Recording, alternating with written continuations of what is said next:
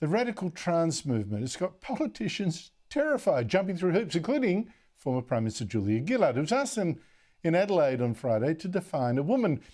Couldn't do it, or wouldn't, blathered for several minutes, and this is the closest she came to giving an answer. There are a number of people who genuinely believe that they are trapped in the wrong body and they want to be recognised as the gender that their mind and soul have for always told them that they are.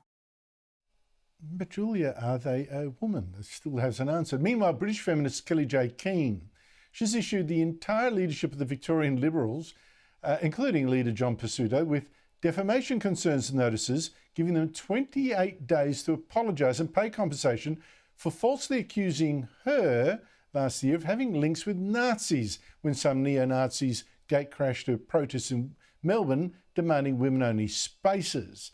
Now, that smear of Keen was false. It was just picked up of false information from the internet. And the Liberals, you see, they'd panicked. That's why they smeared her, because one of their own, MP Moira Deeming, had been at that women's protest. Joining me from London is writer, columnist and presenter Esther Krakue, who isn't scared of saying what she thinks. Esther, why do they have so much trouble dealing honestly with the trans lobby? What is so hard? Well, the reality is they're not actually scared of necessarily offending 0.01% of the population. They're more scared about the political backlash and what that would do for the coalition that they're trying to get together if they want to get in power. The reality is, by effectively addressing this head on, they're pitting women that clearly know the difference between men and women and the logistical nightmare of having biological males in women's spaces. They have that group to contend with against the group of people that are mainly women that are also championing, the rights of trans individuals. And really, the reality is they're too scared to get caught between a rock and a hard place. You have people in the UK, for example, like Keir Starmer, the leader of the Labour Party, or Sir Ed Davey, who said a few months ago that a woman can quite clearly have a penis. I mean, what does that even mean, right? On the face of it, it's completely absurd. But the reality is they just don't want to ruin their chances of getting elected.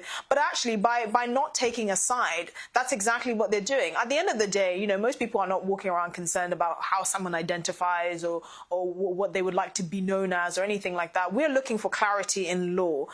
And that's where really the difficulty lies, because people often conflate the idea of actually clarifying the law with being a bigot and not wanting people to self-ID and all of that. Most people don't care, right? Most people haven't even met a trans person. It's not about the individual. It's about the implications, the legal implications of this. And that's what people like Kellie-Jay Keen have been fighting against, fighting for, the actual recognition of women in law and being able to clarify that so that the various logistical nightmares that come with allowing people to identify as whatever they want don't actually impact women as severely.